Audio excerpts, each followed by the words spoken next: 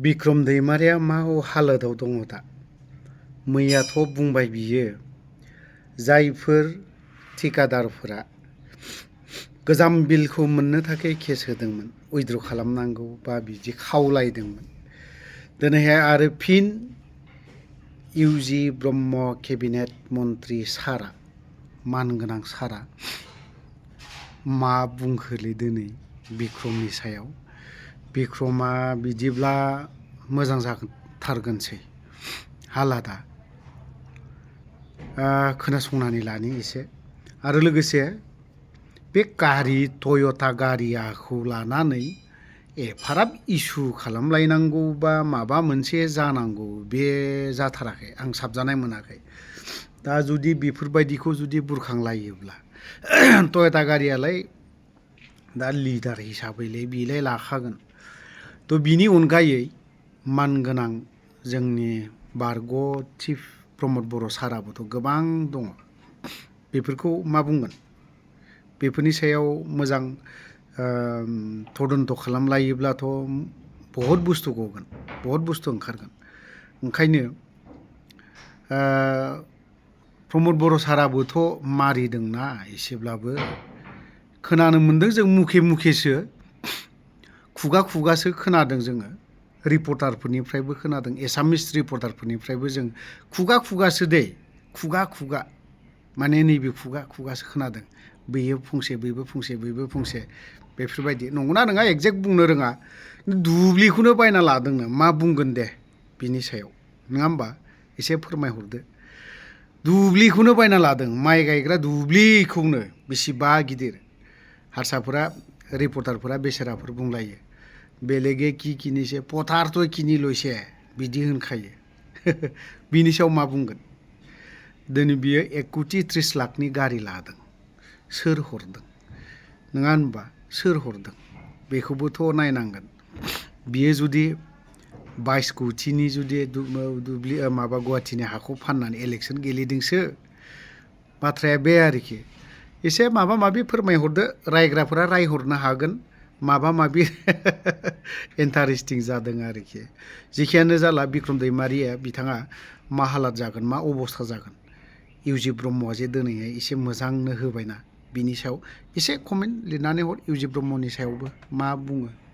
Bikram Daimaria contractor एस'सिएशननि leader दिनै press मिट खालामनाय appeal खालामदों जायफ्रा पेन्डिं बिल मोनाखैमोन बिसोर हाइकर्टआव केस होदोंमोन आरो बे केस होनाय कन्ट्राक्टरफोरखौ केस उइथड्र खालामनो आपिल खालामदों आं बेनि मिनिंखौ बुजियाखै खारन केस होबाय केसआ मा जाजमेन्ट होयो बे मथे पेन्डिं बिलफोरखौ होजोबोबानो बे केसफ्रा डिसमिस जायो आरो बेबायदि केसआ स्टेट गभर्नमेन्टनि एगेन्स्टआवबो जायो दा आपिल होलायनायनि मिनिंखौसो आं बारा बुजियाखै ना दा हाग्रामाया गभर्नमेन्ट सालायगोदान दाखालिसो अभारटेकिं लादों गभर्नमेन्टआव जजेनदों दा जों अपजिसन होननानै दानो बे दानसेनि गेजेरावनो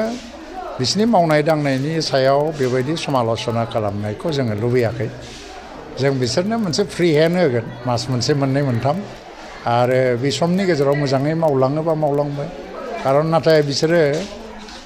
बिगिनिङावनो माखासे खामानिफोरखौ जेखौ मावनो नाङामोन मावदों आरो दा मोनसे माबा नुदां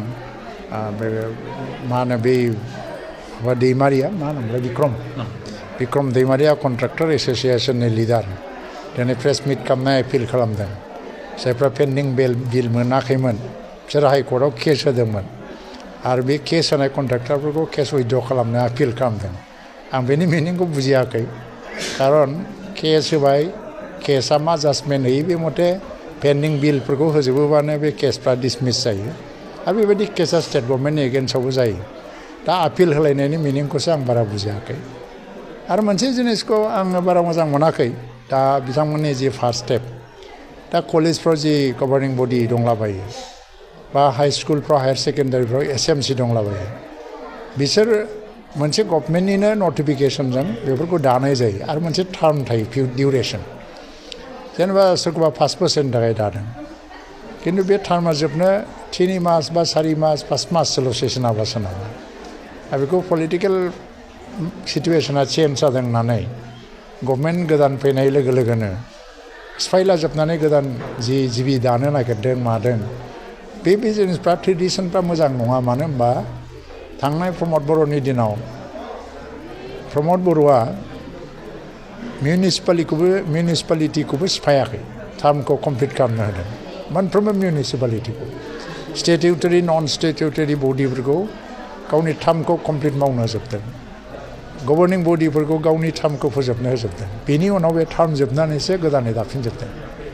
नाथाय बे इडुकेसन इनस्टिटिउसनाव दिनै बिजेपिनि गभर्नमेन्टबाबो माखासे जायगायाव कंग्रेस लिडारफ्राबो बबेबा गभर्निं बडिनि चेयारमेन जानानै दङ थ' बे मोनसे इडुकेसन इनस्टिटिउसनसो